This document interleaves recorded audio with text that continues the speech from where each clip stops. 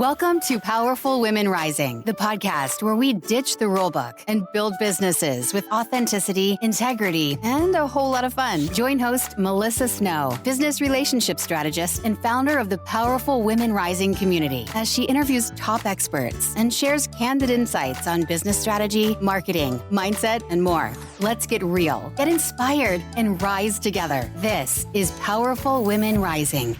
Hey everybody, welcome back to another episode of the Powerful Women Rising podcast. I'm your host, Melissa Snow. I am a business strategist and I love helping women entrepreneurs grow their business through relationships and genuine connections.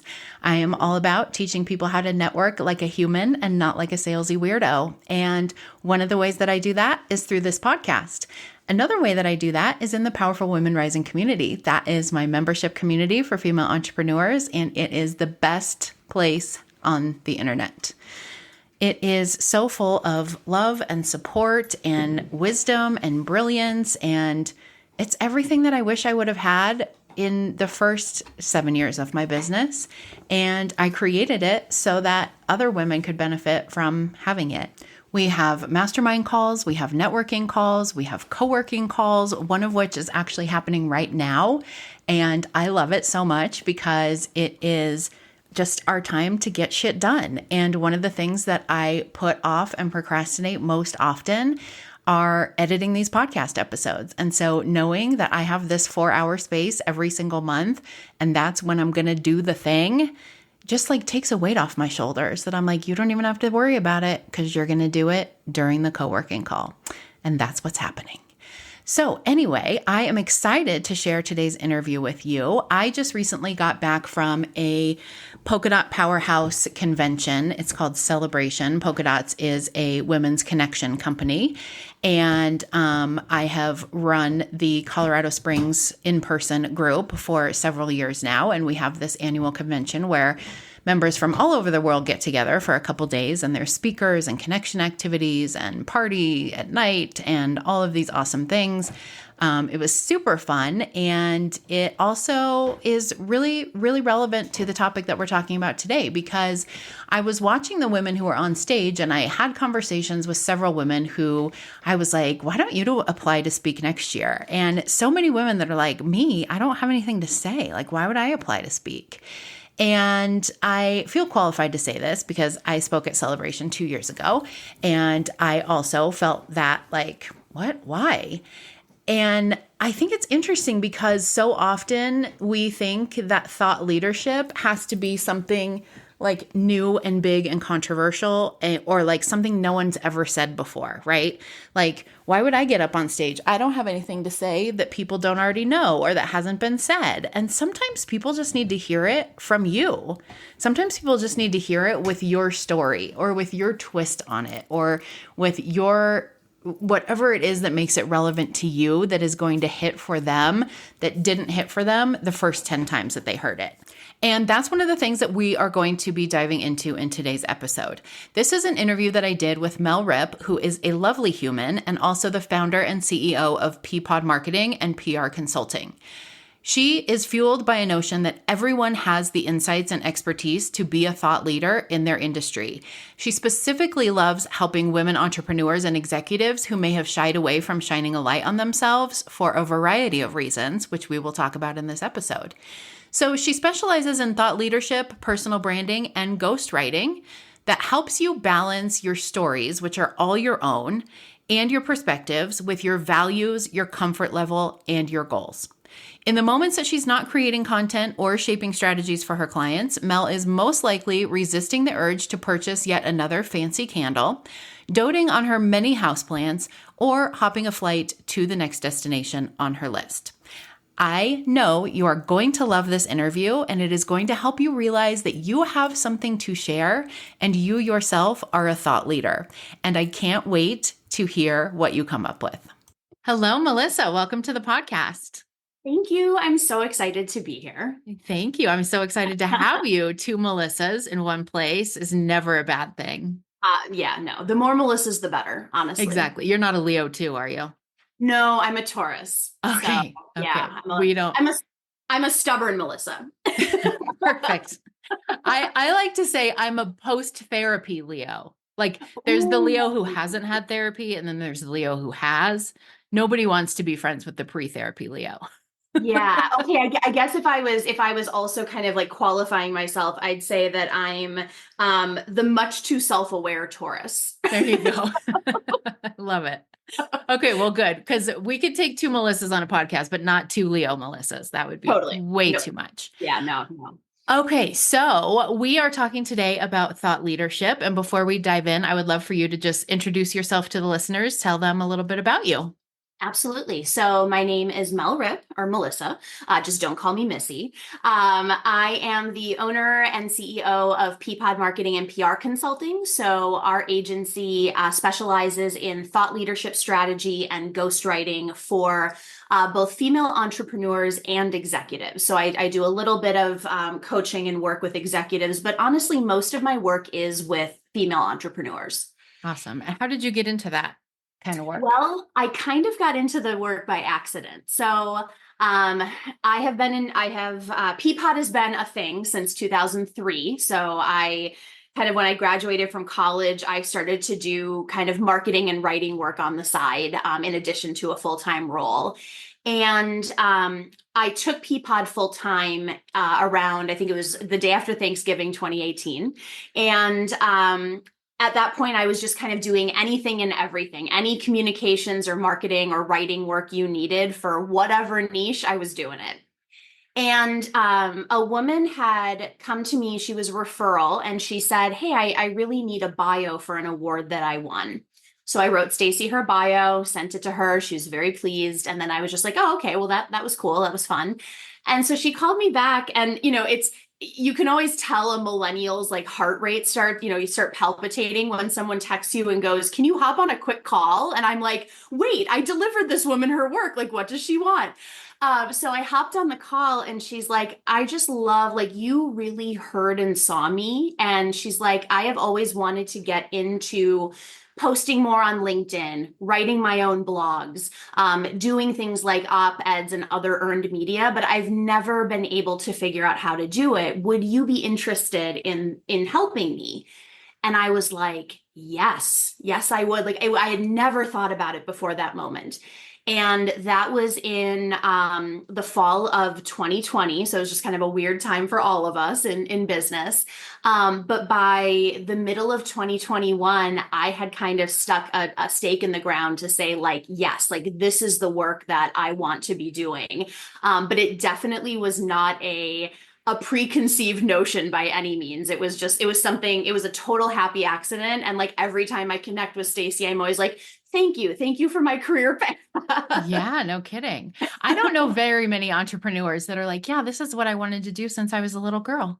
No, I mean, all of us are just like, get us out of corporate, like get us out of the, under the thumb of like horrible bosses, and, we'll figure it out. Right. Yeah. Or we had a good idea, or we found something that we were good at. And then we ran into somebody somewhere who was like, that could be a business, right? And we were like, oh, okay.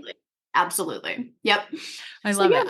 I also love that you say, don't call me Missy, because little side note here, when my parents were trying to decide what to name me, they were down to Rose, Jessica, and Melissa. And my dad was really pushing for Melissa. And my mom's one caveat was, we can name her Melissa, but no one is ever allowed to call her Missy, ever. It's the only two people that are allowed to call, well, actually, the only two groups of people that are allowed to call me Missy are church ladies from the church that my grandma, that my family attended for years, because they just knew me as Missy. And it's like, whatever, you're not gonna tell a 77-year-old woman to, call you Melissa, and she's gonna, respond to that positively. But the other part is like, my family still calls me Missy. My mom actually does it just to be funny at this point. She's like, Missy. And then she's like, haha, I know you don't like that. And I'm like, it's fine. So funny. So really funny, Mom. Right. If like a CEO of a major corporation called me Missy, though, I would be like, no. Yeah. I had one boss when I was a paralegal. She was a very powerful, amazing woman, very smart. But yeah, she called me Missy, and I was always just like, call me whatever you want. It's fine. I love you. Yeah.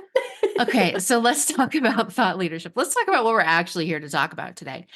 So I feel like thought leadership is one of those phrases that we hear thrown around a lot in entrepreneurship, and everybody's like, I half know what that means, but also don't really care because who cares? Right. No, I get it. And honestly, before I started to really do this work, I thought that thought leadership was frankly reserved for, white male CEOs of companies that were pontificating on Forbes or, pontificating through, some sort of news program or whatever. I just did not, and I still have a lot of consternation over the phrase. Like I always call it thoughtful leadership because, it isn't just about your expertise. It's how you actually got to that expertise that I think is really interesting for people.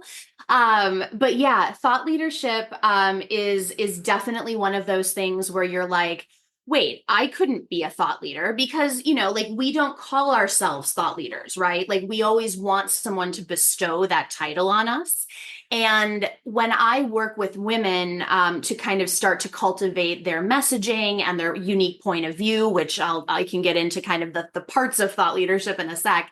But one of the things that I always say to people is, look, I'm not telling you to go around and announcing on your LinkedIn profile that you're a thought leader for so-and-so industry or you're it's really it's about knowing that you have something worthwhile to share and being comfortable and confident enough to present that clearly. So it doesn't have to be bestowed on you, but you also don't have to sit there and bestow it upon yourself. It's kind of this weird ether of thought leadership that can kind of float around you if you let it. Yeah, absolutely. Yeah. So when we're talking about thought leadership, I think part of the problem for me was I always thought that meant like I need to have either a new idea or a controversial idea. Right. Is that true? I think if you would ask maybe 20 people that do similar work that I do, you're going to get 20 different answers. I am definitely of the kind of the school of thought that there there are so few new ideas. I think that I hear this all the time in messaging too. I just gave a keynote to a group of people, and I probably shouldn't have said this, but I said, your why or your purpose behind what you do, why you do what you do, or, how you live your life or whatever, that is important. But a lot of people have the same why, right? A lot of people have a why to help people. A lot of people have a why to make a bigger, a greater impact other than just themselves, right? And so thought leadership is a very similar thing where you might have the same idea or the same train of thought as somebody else, but because of your combination of experience, your perspectives, how you grew up as a kid, what your schooling or education was like, what your work experiences have been like, it's actually new. There's a new spin on it because it's you telling that story. It's you giving that unique point of view. And so, and the controversial thing, I don't have everyone's like, oh, you have to have a hot take or you have to have a spicy take. And I'm like, I've got like a, Chi-Chi's mild salsa take most of the time. My whole point of view on my own thought leadership is I believe anyone can be a thought leader. And I don't think it is reserved for anybody. I don't think that's a necessarily spicy take. But sometimes I feel like it isn't so much a new take. It's just, how is there a controversial take? It's just, what makes you frustrated? What do you want to change? That stuff doesn't have to be rooted in controversy. It's just, you need to have a stake in the ground to be like, this is what I believe. This is why I believe it. And I'm going to hold steadfastly to that. I would listen to that person all day on LinkedIn versus somebody being like, you have to make 7 figures only using LinkedIn, and here's why, So I always want to kind of talk with people to say, it doesn't have to be new. It doesn't have to be spicy. It just has to be something that you believe in kind of every bone of your body. My friend Laura Khalil, who's a great coach, she calls it, she doesn't actually call it this, but I think about it as being similar. She always asks, like, what's your tennis ball? What's the thing that you just, a dog with a tennis ball just keeps wanting to play fetch. It keeps wanting to, give you that ball. That's what I feel like a thought leadership point of view is. It's just that thing that you're constantly noodling on, and you want to make sure that people know what you believe about it. Yeah, that makes sense. The analogy I was thinking of too when you were talking was like fashion. Like a lot of things that come into fashion are not Yes. new things, right? Like No. overalls, newsflash, not a new thing. We were Right. wearing overalls way before you. Thank you very much. With Out of the one 90s. strap Thank you very much. unstrapped, Yes. hanging down, A flannel over it or because under we it. were cool. We were Exactly. cool. Yes. But so like that is not a new thing, right? But it is being now brought back as a new Right. thing. And maybe Right. it's different. Like maybe now we're not wearing flannels over it. Maybe now we're wearing like a Totally. bodysuit under it or a crop Yep. top under it or whatever. I don't know. What are kids these days wearing? I have no idea. I go to Target and I'm like, is there something that will cover my midriff? Okay, good. There's one shirt. No, you're absolutely right, Melissa. Like it's right. I mean, the cut of the overalls could be different. They could be flare or straight leg instead of, just, hang, whatever. Like I think it's a really good analogy for kind of how to think about your thought leadership. And I also think it helps take some of the pressure off because it's Mm-hmm. like, to your point, I have had so many, either prospects or people that have started to work with me, and they're just like, I don't have a spicy take. I don't have a new idea. And I'm like, you don't need those things to be a thought leader. You just need your own take on an idea. Yeah. So what do you need to be a thought leader? You just need like a personality and some values and a mission. Oh, I'm not even sure if values are needed. No, I'm teasing. So I think that there are a couple things that I don't know if need is the right word, but it would be great. It would be good to have, right? I think kind of similar to what we were talking about. I think one of the things is you have a real want to help people and not just your target audience, right? Like I always actually say that when you are speaking to people, whether it's on LinkedIn or through your newsletter or whatever, and of course it all depends on audience, but I always say that you actually have three audiences. One is your target audience. One is like, this is who I want to reach with my thing, my big idea, or my, not new but big idea. Two, I think you have to want to write for yourself, or you have to want to explore that yourself. And people are always saying, like, on LinkedIn, you only should be writing to your target audience. And I was like, man, if I'm only writing to my target audience, I am not having any fun on LinkedIn. So I'm going to write for myself because honestly, I feel like that is how so many of my own thought leadership point of views kind of got, like when you put a rock in a rock tumbler and it starts to smooth out. I use LinkedIn as a testing ground for like, how do I feel about this? How do other people feel about this? And I think your third audience is honestly you from 5 years ago or you from 2 years ago, because even though you're not selling to those people or you're not wanting to supply them with your services or products, there is just kind of this like give back, pass along the expertise factor that I think is really a cool part of thought leadership. So I think you just have to, number one, I think you just have to have the want to really kind of put yourself out into the world. One person asked me once, do you need confidence to be a thought leader? And I thought that was such an interesting question because most days, I'm not confident, like I'm not confident in what I'm posting. I'm second guessing. And I always say, you don't necessarily have to have confidence, but you have to have kind of a do it scared mentality. So I think that's important. Three, you do have to have some sort of unique point of view. I mean, people love cat photos on LinkedIn. They love, photos of you attending events and all this other stuff. But, and hey, like if that's your bag, that's your bag. But if you truly want to kind of go from just kind of a personal branding element on LinkedIn to true thought leadership, you do need a point of view and you need to be very firm in your conviction on why you feel that way. And everyone can change their mind, but you have to have a point of view that's unshakable. So when someone, comes at you on a LinkedIn post or comes at you in a blog comment, you can say, no, this is what I feel and why.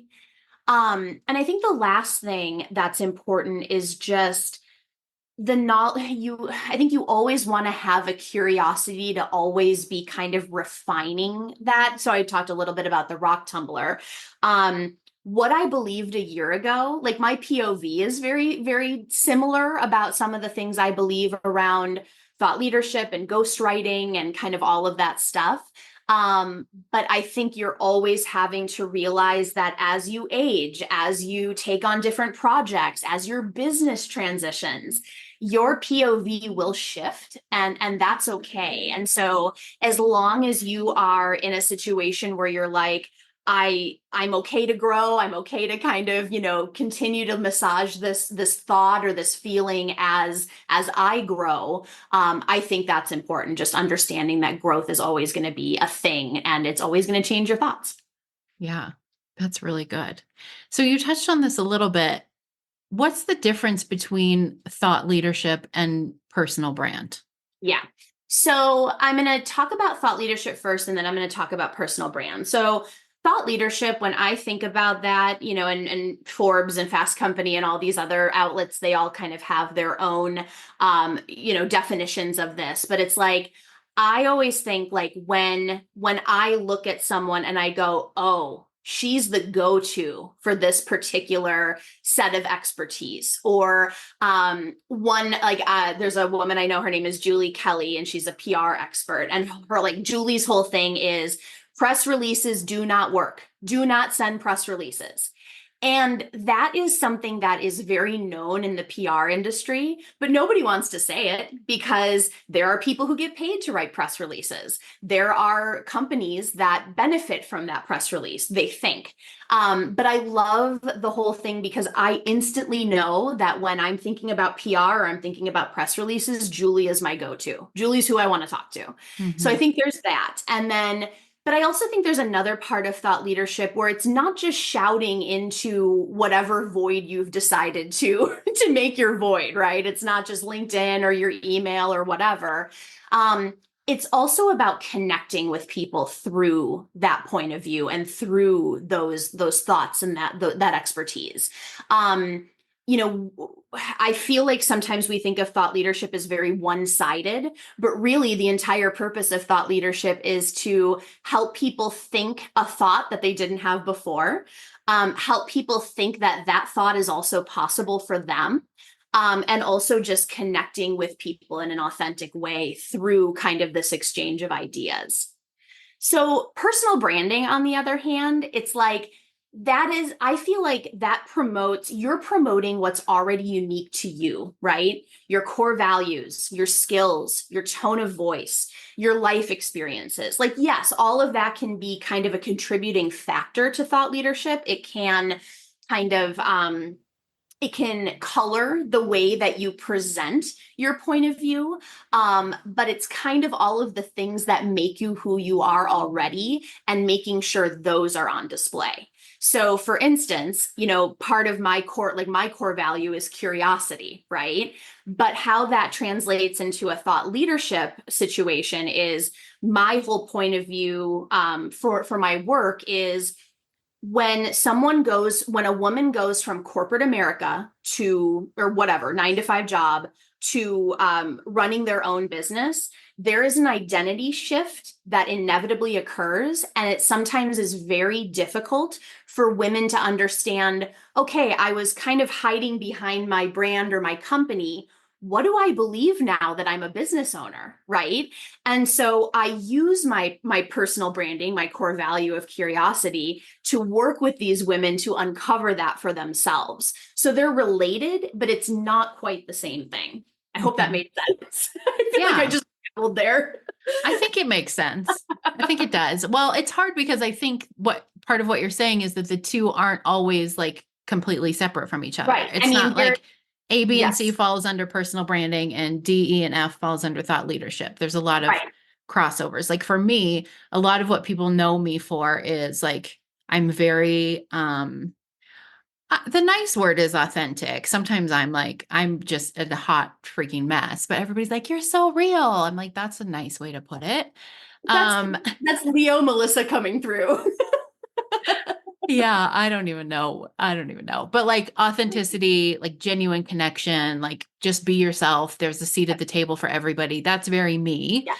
Yes. And then obviously that translates a lot to what I do with networking and believing that networking is the most sustainable way to grow your business and networking like a Yes. human and not like a salesy weirdo. And like Yes. all of that is part of like wouldn't exist without those parts of my personal brand.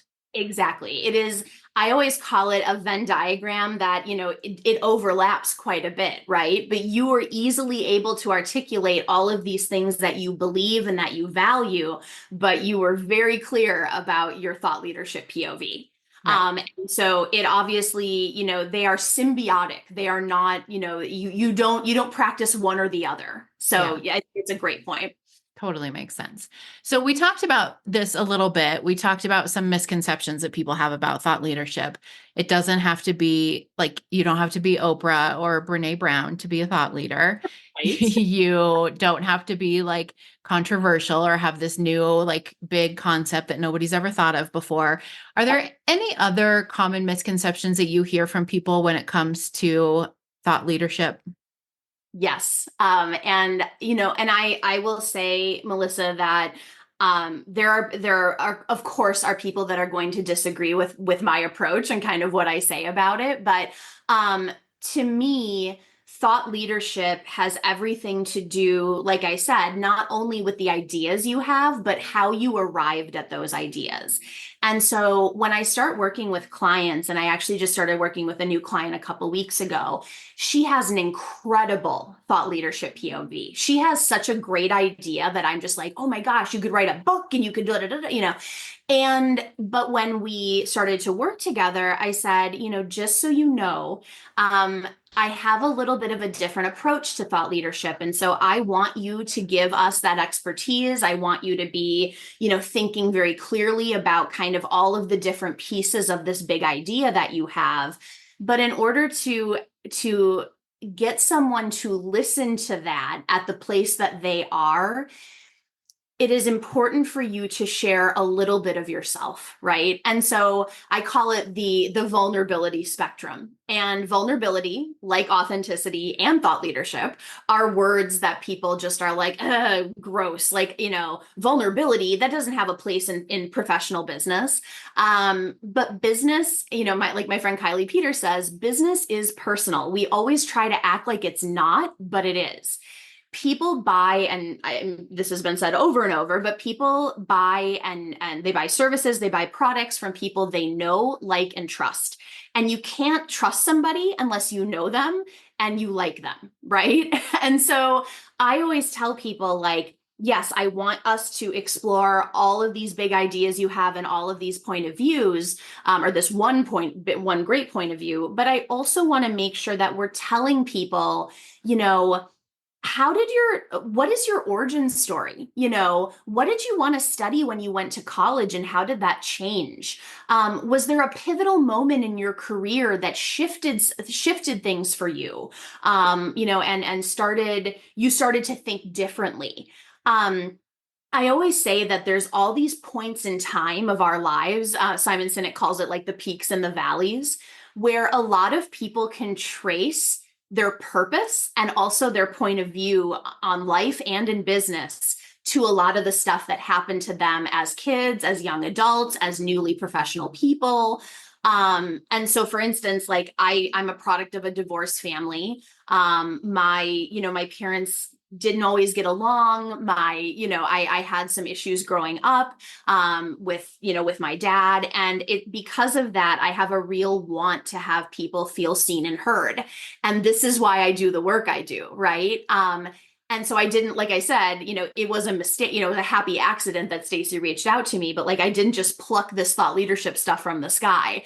And so I want people to understand how I arrived at this work and what it means to me. And people will say, oh, that's not thought leadership. And I'm like, It is. It's all thought leadership because it's all about, it isn't just, I probably said this 3 times already, but it's like, it's not just about the expertise, it's how you acquired it and the lessons you learned along the way. In fact, I will actually say, here's my spicy take. I'll actually say that how you acquired that knowledge is actually more important and there's more lessons involved than the knowledge itself. Mm-hmm. Yeah. Yeah. We're not all going to wear overalls the same way. Exactly. I'm not going to wear mine with a crop top, for example. I'll still wear it with a flannel, but probably over the overalls. Yeah. Well, this is one of the reasons that I love networking groups that are not exclusive, that invite more than one person per industry, because Yeah. you can be a photographer and I can be a photographer, but we're going to be very different photographers, right? We've had very different training. We have very different ideas about what looks good, how to do it, where to set it up, like all the things. All of it. And I feel like it's very similar to what we're talking about with thought leadership, right? Like I could have the same big idea as you have, but we're going to talk about it in very different ways based on our experiences, our lives, our values, who we are. And the way that you talk about it is going to resonate with some people. And the way that I talk about it is going to resonate with some people. And Yeah. that's exactly how it's supposed to be. Well, I mean, it's that whole thing where you can't appeal to everyone, right? It's literally impossible, as much as us perfectionist weirdos would like that to be. And I, if there was only one person having this unique idea, but they were just talking about it in this one specific way, can you imagine how hard it would be for all the people that didn't that weren't at the place where that person is, or they weren't using words that made somebody think, oh, they see me, they understand what I'm going through. It'd be a really lonely place if we just like had one thought leader for every unique or any general point of view, right? So you're absolutely right. Yeah. I mean, I think about how many times someone has given me advice and then like a month later, I'm like, I was just talking to so and so and she told me blah, blah, blah. And I was like, wow, that's so, and they're like, I literally told you that a month ago. Or Right. vice versa, right? Like I've told Right. somebody something 4 times and then somebody else says it in a different way at the right time that hits them different. And they're like, oh my Totally. God, that's so good. I'm like, I literally said that. I know. But that's the beauty of all of this is, often when I work with clients, they say 2 things to me. They're like, I don't have anything interesting to say, and everything I've said has already been said. And I know it sounds so simple, but I'm like, it hasn't been said by you. Like it has, Right. and I'm not trying to give you a big head. I'm not trying to make you uncomfortable or do anything you don't want to do when it comes to, kind of getting that point of view out into the world. But someone needs your voice. Someone needs you to say it in the exact way that you say it. And they're like, oh, got it. Right. Exactly. Yeah. So, do you have any tips for somebody if they're listening to this podcast and they're like, okay, great, all this makes sense, thought leadership, love it. Yep. What if I don't know, like, I don't even know where to start? I don't know what my thought is. I don't know what Yeah. is different about me. I don't know what I have to say. Do you Nope. have like some suggestions about where people can start? I do. And I think that I just kind of made this connection a couple weeks ago as I was prepping for the keynote I had referred to. And I think that so much of our point of view is also wrapped up in this identity piece. Like, who are we as professionals? Who are we as business owners or people in corporate or, leaders or whatever, right? And I think there's always a lot of consternation about what is my purpose? Why do I believe, when Simon Sinek had that whole like start with why thing, and I know it's still very popular. I think I know for me, I read that book and I was instantly like, oh great, now I have to have a why. I had spent 30 years on this earth and I had done just fine, but like now Simon's telling me that the only way that I can be relevant is to have a why. That's not really what he was saying. But my point is that I think that there's a relationship there. And so one of the things that I always like to go through with clients is I make fun of Simon Sinek, but I do his peaks and valleys exercise. I get, like take out a horizontal sheet of paper, put a line in the middle. Everything above that line on the top of the paper is all of the things that if you could go back and relive, you would, because they were so amazing. And then at the bottom, you do the exact opposite. The stuff that was like, yeah, you learned some stuff from it, but you never want to go through that again. And after that, we kind of discuss it. And, it's hard because, everyone has their own vulnerability spectrum of what they want to share and what they want to speak freely about. But it is incredible to me how when we start talking about that stuff, you'll literally see the light bulbs go off over people's heads where they're like, oh, so this happened to me when I was, just getting into college, and now I do this work. And that's why I believe what I believe. And this is why I'm so steadfast about insert point of view here. Right. And so I guess my first suggestion is, if that makes sense, do that for yourself and start to see the patterns of your life, because our point of views all have origin stories and they can all be taken from these moments of our lives. The other thing that I suggest is honestly just doing a little journaling around what fires me up. What opinion do I have in my industry, in my niche, in my company, that no one else has, or that I don't think they have? What about me is just a little bit different, not controversial necessarily, but just different, right? And when I started to do that, that was when I got into my whole, like, anyone can be a thought leader. And I've had people challenge me on that. I had a friend go, well, could a serial killer be a thought leader? And I'm like, oh my God, like, that's okay. Like, everyone is not really what I'm saying, but like, I mean, just anyone that has had professional experience, or even people who don't have professional experience, like, we all have something to share, right? So I think that part is just like, people talk about it as like the what gets you up in the morning question, but I actually want to go a little deeper. It's like, what fires you up? What hill are you, going to proverbially die on, right? Like, that can be the start of your point of view. And the other thing, frankly, is, I have kind of two opinions of this, because I know sometimes when people are wanting to show up on LinkedIn, which isn't quite the same as thought leadership, but there are components of LinkedIn that are very good for kind of getting your perspective out there. I know there's a lot of people that are always like, oh, well, just post. Just post and make a habit of it. And then people are just like, oh my God, that's like the scariest thing to me, to post.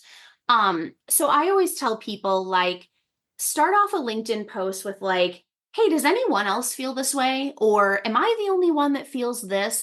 And I guarantee that, number one, you aren't alone. But number two, you will get some people that are like, actually, I don't believe that, and here's why.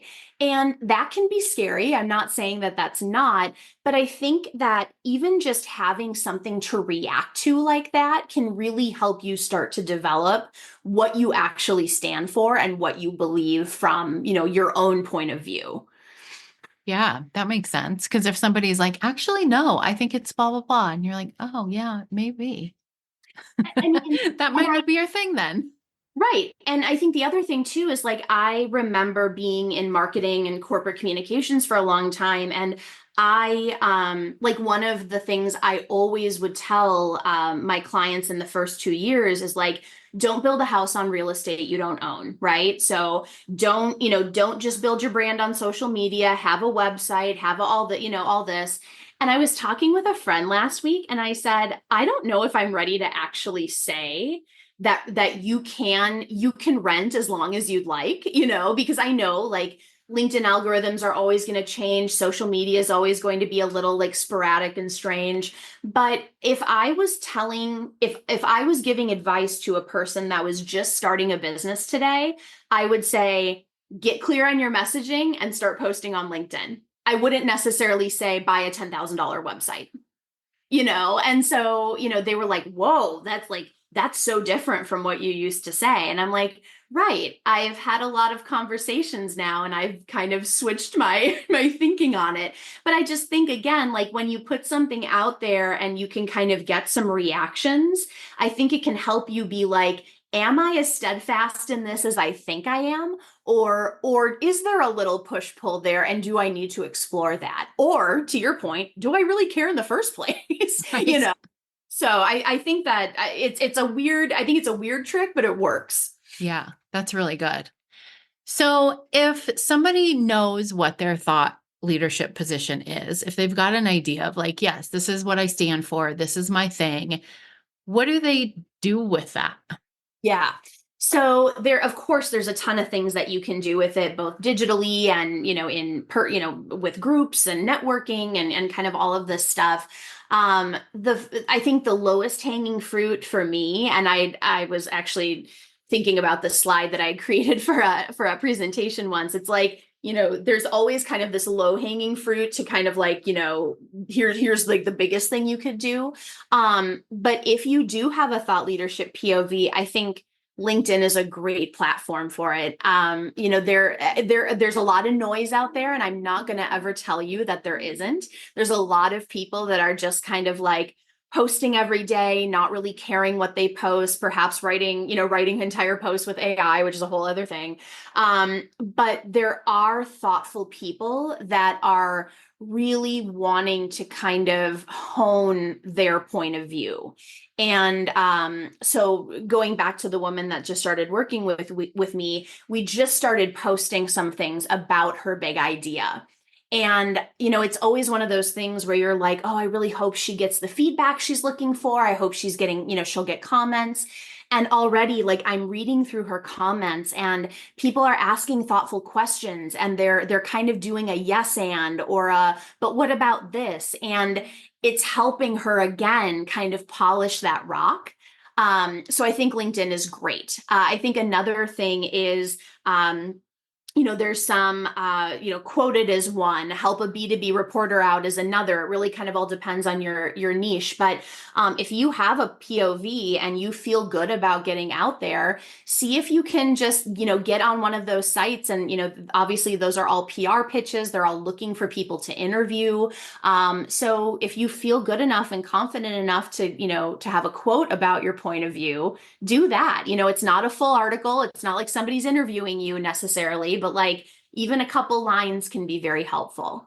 And then the other thing I would suggest is if you are a person that does want to get out there and, kind of be on camera or be in person, I started to really hone my idea just through hosting my own LinkedIn lives. I know there's a couple of my clients and a couple friends that have like webinar series or, they do LinkedIn lives or podcasts. And, that's really a nice entryway, like we're doing now. It's just a nice entryway to get into the rhythm of kind of the cadence of presenting that point of view. Yeah, absolutely. And talking about it from different perspectives in different ways, Yes. right? Like we have a thought, like my whole thing about networking and, networking like a human, but I can talk about that in a million different ways. I can talk about the way that you do that on social media. I can talk about the way that you do that in a podcast interview. I can talk about the way that you do it when you're speaking on stage. So like, I think Yep. that kind of stuff gives you more practice in talking about it from all different perspectives and different ways and finding what resonates with people and what resonates with you and what doesn't. Absolutely. I mean, and there's, and we haven't even talked about the fact that you like, if for instance, you were talking about, or not podcasting, networking without being a salesy weirdo, it's very different if you're talking to B2B manufacturing companies than it is if you're talking to startups and like how they might network in order to kind of meet their ideal clients or investors or whatever. And so again, you're right. Like it's not even just about the mediums, it's just about the groups of people. It's like, and I think you just find out so much more about like, is the point of view that I'm conveying, is it actually a big deal for other people? Because sometimes I think you have to think about that too, is like, if you're the canary in the coal mine shouting about something that nobody cares about, it's one of those things where you're like, well, I'm glad that I care about it, but like, how do you either get people to care or kind of shift that POV slightly so that you can kind of bring people into your way of thinking? Yeah, I love that. This is really good. I like the way that you approach this topic, and it's very like doable and like a normal human and not like way up here. It's like I think a lot of people think like I don't want to write a book and I don't want to do a TED talk. So I don't like I don't care Totally. about thought leadership. Exactly. And actually I might write a post about that. So thank you, Melissa. Yeah. You're But no, welcome. I think that you're right. When we think of thought leadership, we give it like this lofty, big thing. And I have been building my thought leadership steadily. And I know you have too, through LinkedIn content, through your emails, and sharing personal stories about how networking has really made great connections for people. Right. And so, there is a way to build it brick by brick, but most people always just think about, you're right, like it's either book or TED Talk. For Yeah. sure. So if somebody wants to learn more about you, what you do in the thought leadership space, how you can help them in business, or they just want to connect with you because you're a cool human, what's the best way for them to do that? So two ways. The first is my website, which is workwithpeapod.com. Yep, you can learn everything about me. I have probably a too long about us page, but you get to learn about, Mel as a kid. And then I'm Mel Ripp or Melissa Ripp on LinkedIn. So I'd love for you to connect with me there. Just let me know that you're connecting with me because of the show, and I'll ask you how nerdy I sounded. So They will tell you the truth. yeah, no, I love it. I want it. That's awesome. Okay, I will put those links in the show notes so everybody can connect with you. And thank you so much for doing this interview. It was great. Thank you, Melissa, for having me. This was really a lot of fun. Thanks for listening to Powerful Women Rising. We hope today's episode inspired you to keep rising. If you love the podcast, please subscribe and leave a review. It's like giving us a virtual hug and helps more awesome women like you find the show. Click the link in the show notes to get your free list of top virtual networking events for female entrepreneurs.